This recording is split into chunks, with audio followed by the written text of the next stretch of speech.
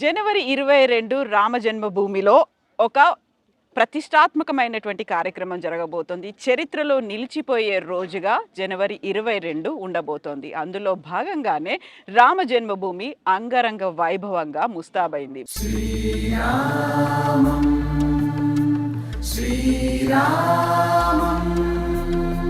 భవ్య దివ్య రామ మందిర నిర్మాణంలో ఎంతో మంది పాల్పంచుకున్నారు. సాధు సంతుల దగ్గర నుంచి కార్యకర్తలు ప్రతి ఒక్కరూ కీలకమైనటువంటి భాగస్వామ్యాన్ని పోషించారు.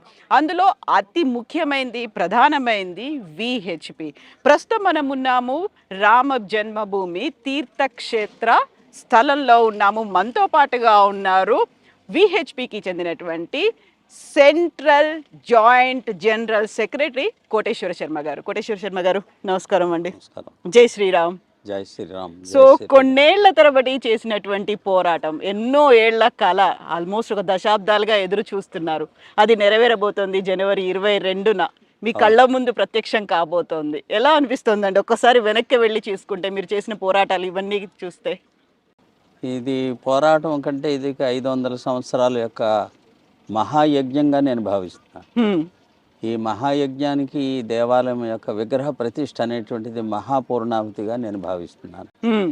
కాబట్టి ఈ రకంగా 500 సంవత్సరాల పాటు మందిరం కోసం అని చెప్పని పోరాడి ప్రాణాలు అర్పించి కృషి చేసినటువంటి మహనీయులు అందరి యొక్క వారి యొక్క తప ఫలితంగా, వారి యొక్క బలిదానాల ఫలితంగా ఈ రోజున మన జీవితాల్లో మన యొక్క సౌభాగ్యంగా ఈ దృశ్యాన్ని, ఈ కార్యక్రమాన్ని నిర్వహించటము, ఈ సంఘటనలో పాల్గొనడం అనేటువంటిది ఒక అనిర్వచనీయమైనటువంటి చిరస్మరణీయమైనటువంటి ఆనందాన్ని కలిగించేటువంటి క్షణంగా భావిస్తున్నాం.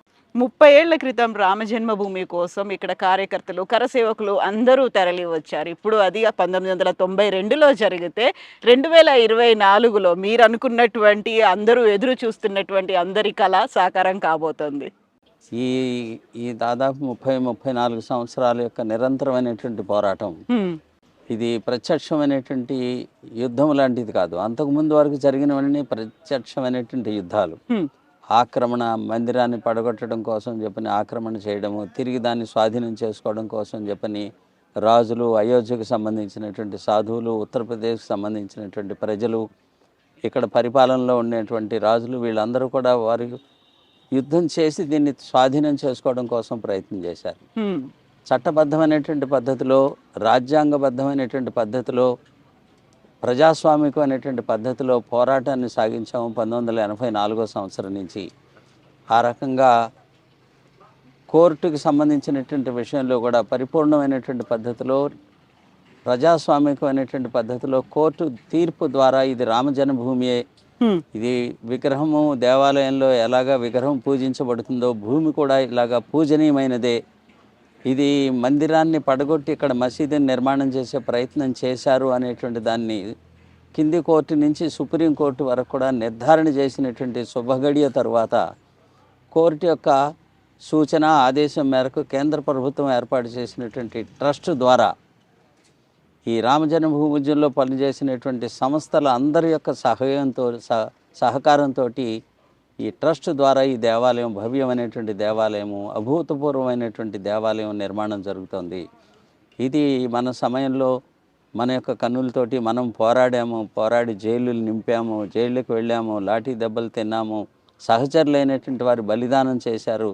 వాళ్ళందరి యొక్క కృషిని, ఆ దృశ్యాలని తలుచుకున్నప్పుడు కలిగేటువంటి ఆనందం వర్ణనాతీతమైనటువంటిది.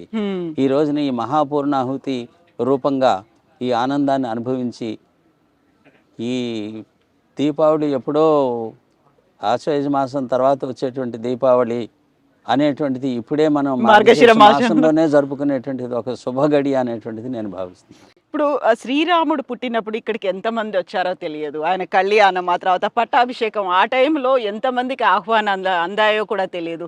బట్ ఇప్పుడు మాత్రం ఒక భవ్య దివ్య మందిర నిర్మాణం ఇక్కడ జరుగుతోంది. దానికి ఒక ప్రారంభోత్సవం అవుతుంది. రామ్ లల్లా విగ్రహానికి ప్రాణ ప్రతిష్ఠ జరగబోతోంది. బాలరాముని మనం చూడబోతున్నాం. ఇంతమంది అతిథులను పిలుస్తున్నారు. అందులో ప్రస్తుతం మనం ఉన్నటువంటి ఈ తీర్థక్షేత్ర ట్రస్ట్ దీంట్లో కూడా సాధు సంతుల కోసం ఇక్కడ ఏర్పాట్లు కూడా జరుగుతున్నట్టున్నాయి. మన దేశం మొత్తం నుంచి ఈ ఈ రోజున ఈ కార్యక్రమంలో 22వ తారీఖు జరగబోయే కార్యక్రమంలో అందరూ పాల్గొనేటువంటి అవకాశం లేదు సహజంగానే. దేవాలయం కూడా నిర్మాణంలో ఉన్నది. 3 అంతస్తుల దేవాలయంలో కేవలం గ్రౌండ్ ఫ్లోర్ను మాత్రమే పూర్తి చేసి బాలరాముడి విగ్రహాన్ని ప్రతిష్ఠించేటువంటి వ్యవస్థ జరుగుతుంది. దేవాలయ ప్రాంగణం అంతా కూడా మిగతా 2 అంతస్తులు నిర్మాణానికి కావాల్సినటువంటి రాళ్లతోటి మిగతా యంత్రాలతోటి నింపబడి ఉన్నది. కాబట్టి అక్కడ కూర్చునేటువంటి అవకాశం కూడా 6-7 వేల మందికి మించినటువంటి అవకాశం లేదు దేవాలయం ఎదురుగా కూర్చుండానికి. అందుకని చెప్పి పరిమితమైనటువంటి సంఖ్యలోనే అందరినీ కూడా అతిథులను పిలవడం. ప్రత్యేకించి 1984 నుంచి జరిగినటువంటి ఈ ఉద్యమం యావత్తు సాధు సన్యాసుల యొక్క నేతృత్వంలో జరిగింది. వారి యొక్క మార్గదర్శనంలో వారి యొక్క ఆదేశం మేరకు విశ్వ హిందూ పరిషత్తు తదితర సంస్థలు కలిసి పనిచేసి దీన్ని సాధించాయి.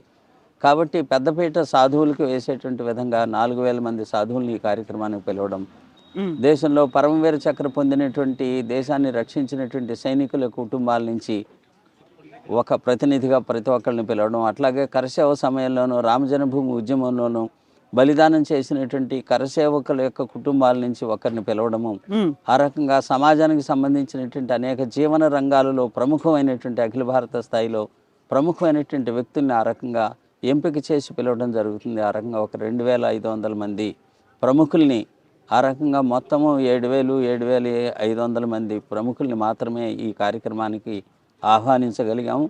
కాబట్టి మిగతా వాళ్ళందరినీ కూడా 23వ తేదీ నుంచి మీకు అనుకూలంగా ఉన్నటువంటి సమయంలో మీరు అందరూ వచ్చి దర్శనం చేసుకుని వెళ్ళండి అని చెప్పి ఆ రకంగా ట్రస్ట్ ద్వారా పిలుపునివ్వడం జరిగింది. ఈ పిలుపునిచ్చేదానికి కూడా ఒక భవ్యమైనటువంటి కార్యక్రమాన్ని తీసుకోవడం జరిగింది. రాముల వారిని పూజించినటువంటి అక్షింతలని దేశవ్యాప్తంగా కాదు ప్రపంచవ్యాప్తంగా అన్ని దేశాల్లో ఉండేటువంటి హిందువులకి ఇంటింటికి అందించేటువంటి విధమైన కార్యక్రమం. ఈ అక్షింతలతో పాటుగా దేవాలయం యొక్క ఒక చిత్రపటము, దానితో పాటుగా 22వ తేదీ ఇక్కడ ప్రతిష్ఠ జరిగేటువంటి సమయంలో మన అందరం కూడా ఈ ప్రతిష్ఠ కార్యక్రమాన్ని చూడడం కోసం చెప్పిన ఒక చోటే ఏకతీర్థమై కలిసి కూర్చుని టీవీ ముందు ఎల్ఈడి స్క్రీన్ ముందు కూర్చుని ప్రత్యక్ష ప్రసారాన్ని చూసేటువంటి దానికి ముందు దేవాలయంలో మన అందరం కూడా కలిసి ఆ దేవుణ్ణి పూజించి దేవతలందరి యొక్క ప్రసన్నత కోసం అని చెప్పిన పూజలు, ప్రార్థనలు, భజనలు, కీర్తనలు నిర్వహించుకుని ఈ ప్రత్యక్ష ప్రసారాన్ని చూడాలి. ఆ రోజు సాయంత్రం దీపావళిని జరుపుకోవాలి. ఇల్లు ఊరూరు మొత్తం కూడా మరొక దీపావళి మనం ఈరోజు జరుపుకోవాలి 22వ తేదీ అనే పద్ధతిలో తీర్థక్షేత్రం ఇచ్చినటువంటి పిలుపు మేరకి ఈ మొన్న 1వ తేదీ నుంచి 15వ తేదీ వరకు ఇంటింటికి అక్షింతలు, ఈ చిత్రపటము, 22వ తేదీ జరపవలసినటువంటి కార్యక్రమాన్ని గురించి అందరికీ వివరించే విధంగా ఇంటింటికి వెళ్ళే కార్యక్రమం కూడా జరుగుతోంది. ఆ సమయంలో మీరు అందరూ కూడా సకుటుంబంగా మీకు అనుకూలమైనటువంటి సమయంలో మీరు వచ్చి రాముల వారిని దర్శనం చేసుకుని వెళ్ళండి అనేటువంటి పిలుపుని కూడా అందరికీ అందజేయడం జరుగుతుంది. విశ్వ హిందూ పరిషత్ భావనే విశ్వం అనే భావన. అయితే ఇక్కడ మనం రామ జన్మభూమికి సంబంధించి అందులోనూ మందిర నిర్మాణంలో పాలు పంచుకున్న తెలుగు వాళ్ళ గురించి మాట్లాడుకోవాలనుకుంటే మీరు ఒక తెలుగువారుగా ఇక్కడ ఉన్నారు. విశ్వ హిందూ పరిషత్ తరఫున ఒక కీలకమైనటువంటి రెస్పాన్సిబిలిటీ తీసుకున్నారు. అట్లాగే మందిరానికి సంబంధించి ప్రారంభ కార్యక్రమంలో కూడా, ప్రాణప్రతిష్ఠ కార్యక్రమంలో కూడా తెలుగు కనెక్షన్ అనేది చాలా ఎక్కువ కనిపిస్తుంది కదా. ప్రత్యేకంగా అట్లాగా తెలుగు వాళ్ళు అనేది కాకుండా ఈ దేవాలయం యొక్క నిర్మాణము, ఈ కార్యక్రమం విజయవంతం చేయడం అనేటువంటి దాంట్లో యావత్ భారతదేశానికి సంబంధించినటువంటి అన్ని ప్రాంతాల యొక్క ప్రజల యొక్క ప్రత్యక్షమైనటువంటి పరోక్షమైనటువంటి సహాయ సహకారములు, ఇన్వాల్వ్మెంట్ అనేటువంటిది తప్పనిసరిగా ఉన్నది. కాబట్టి ఆ రకంగా ప్రత్యేకంగా కేవలం తెలుగు వాళ్ళది ప్రధానమైనటువంటిది అట్లేం లేదు. ప్రతి ఒక్క ప్రాంతానికి సంబంధించిన వాళ్ళు వాళ్ళ యొక్క పాత్రను పోషించారు.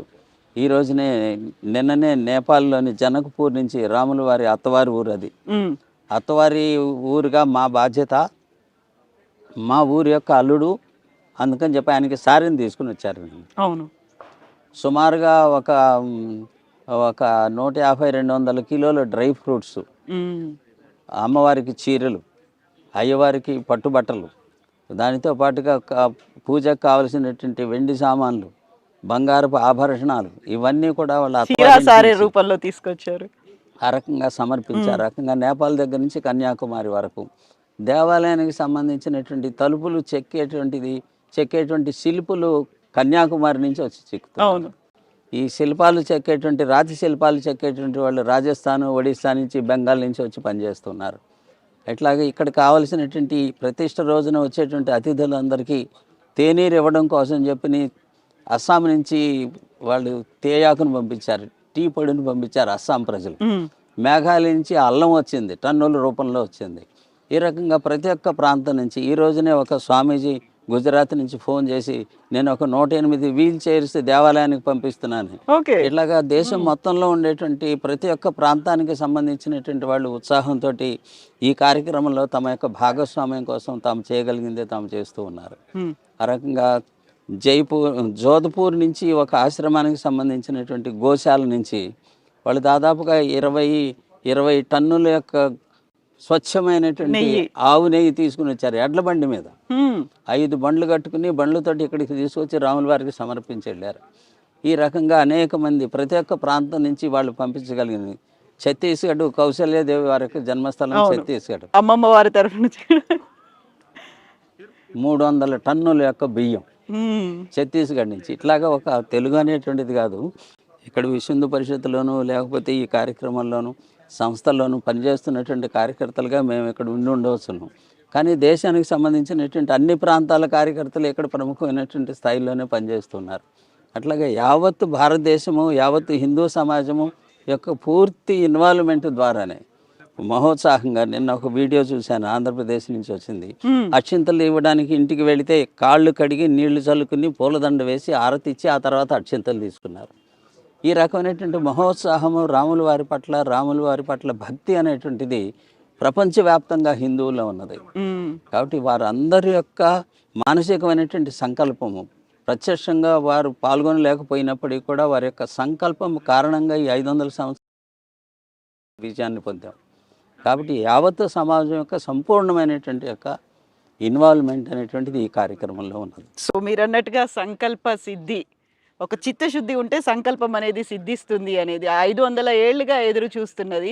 ఇప్పుడు రామ్ లల్లా ప్రాణ ప్రతిష్ఠ జరగబోతోంది జనవరి 22న. దీంతో పాటుగా మిగతా అన్ని దేవాలయాలకు సంబంధించి మళ్ళీ వాటిని పునరుద్ధరించడం, లేకుంటే సరికొత్తగా మందిరాలు కట్టడం, ఇవన్నిటికీ ఇంకా ఎంత టైం పడుతుందండి? భారతదేశం హిందూ సమాజానికి సంబంధించినటువంటి ఒక ప్రత్యేకత ఇది. ప్రపంచంలో భారతదేశం లాంటి హిందూ సమాజం లాంటి సమాజం మరొక సమాజం లేదు.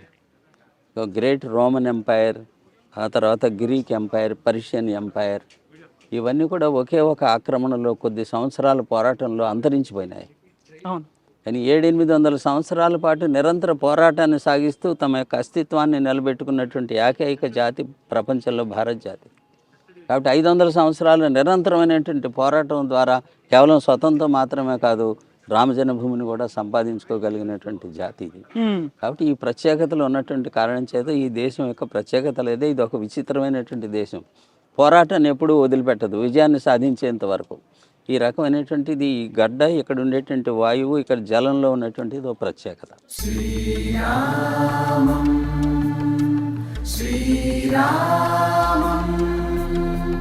సో ఇప్పుడు గతంలో ఒక మాట పదే పదే ఒక నినాదంగా వస్తుంది, అయోధ్య అయిపోయింది, కాశీ మధుర బాకీ హై అనేది కూడా వినిపించేది కదా.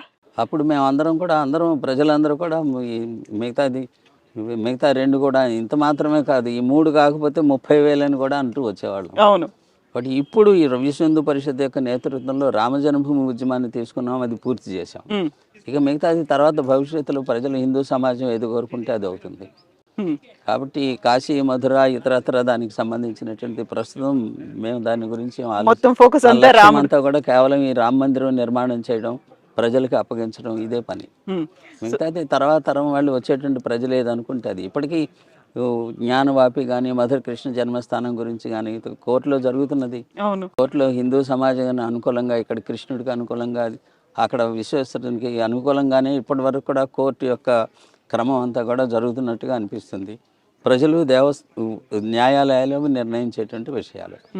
సో ఎన్నో ఏళ్ల నుంచి ఎదురు చూస్తున్నారు, కొన్ని కోట్ల మంది ఎదురు చూస్తున్నారు, దేశ విదేశాల నుంచి ఈ మహోత్సవం కోసం ఎదురు చూపులు అనేవి కొనసాగుతున్నాయి. జనవరి 22 తర్వాత రామ జన్మభూమి అనేది, ఇక్కడ రామ్ లల్లాని ఎంతమంది దర్శించుకుంటారు, దానికి తగ్గట్టుగా ఏర్పాట్లు ఇవన్నీ కూడా. అంటే అయోధ్య మొట్టమొదటిసారిగా నేను 1979వ సంవత్సరంలో వచ్చాము ఇక్కడ. అప్పుడు భూమి పూజ అంటే శిలాన్యాసం, శంకుస్థాపన జరిగింది.